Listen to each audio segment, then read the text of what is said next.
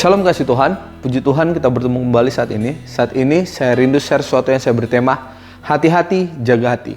Mari kita buka firman Tuhan di Amsal 4 ayat 23. Demikianlah firman Tuhan.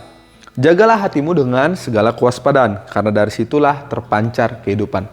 Jaga hati dengan segala kewaspadaan. Jaga hati dengan hati-hati. Karena dari situlah kehidupan kita akan nampak seperti apa kita hidup sesuai dengan bagaimana kita menjaga hati kita. Kita perlu menjaga apa yang masuk dan keluar dari hati kita. Kita perlu menjaganya dengan segala kewaspadaan. Kita harus memastikan hal-hal yang masuk di dalam diri kita adalah hal-hal yang baik, sehingga apa yang keluar dari diri kita juga adalah hal-hal yang baik. Ya, kalau kita tidak menjaga hati kita sehingga hal-hal yang buruk yang masuk, maka yang keluar dari diri kita jangan heran juga adalah hal-hal yang buruk. Sesimpel itu aja sebenarnya prinsip firman Tuhan ini. Oleh sebab itu, apa yang keluar ditentukan apa yang masuk. Nah, jadi filter kehidupan kita itu hati kita ini. Makanya perlu kita jaga kata firman Tuhan. Bukan orang lain yang jaga. Seringkali ketika kita disakiti, kita menyalahkan orang lain. Hati kita sakit, kita menyalahkan orang lain. Padahal, waktu hati kita sakit, semua itu tergantung kita bagaimana kita harus merespon. Ya, kita bisa disakiti orang lain, tapi kita memilih untuk mengampuni. Karena hati kita yang perlu jaga. Ya, kita lanjut ke apa yang tadi sudah saya bagikan.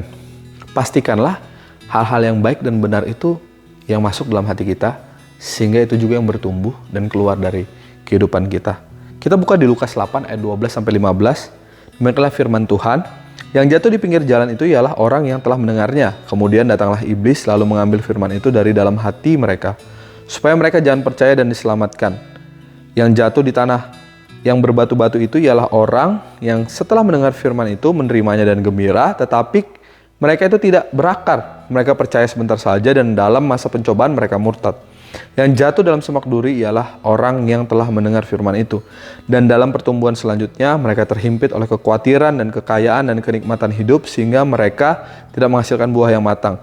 Yang jatuh di tanah hati yang baik itu ialah orang yang setelah mendengar firman itu menyimpannya dalam hati yang baik dan mengeluarkan buah dalam ketekunan.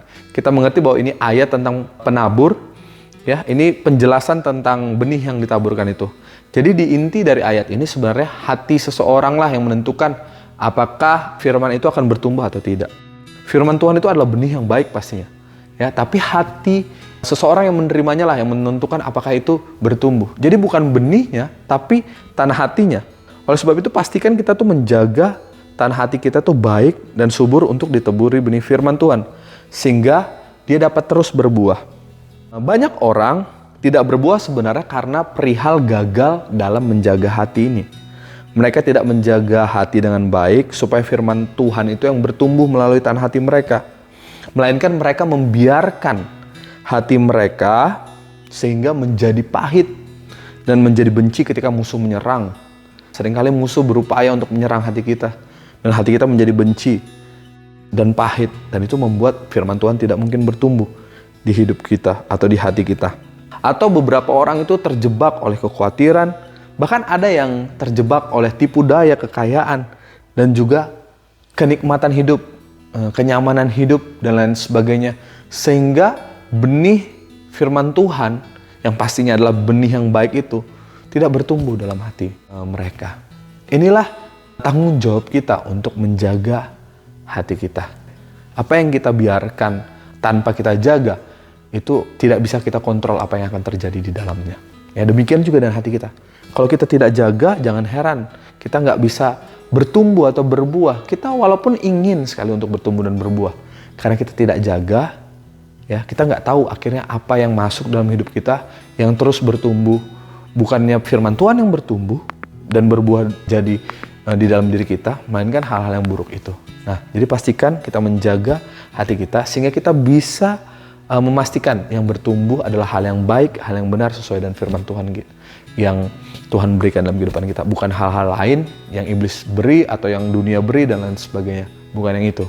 Tapi pastikan kita jaga sehingga yang pasti bertumbuh adalah benih firman Tuhan. Sehingga berbuah kehidupan kita mempermuliakan nama Tuhan. Tuhan Yesus memberkati.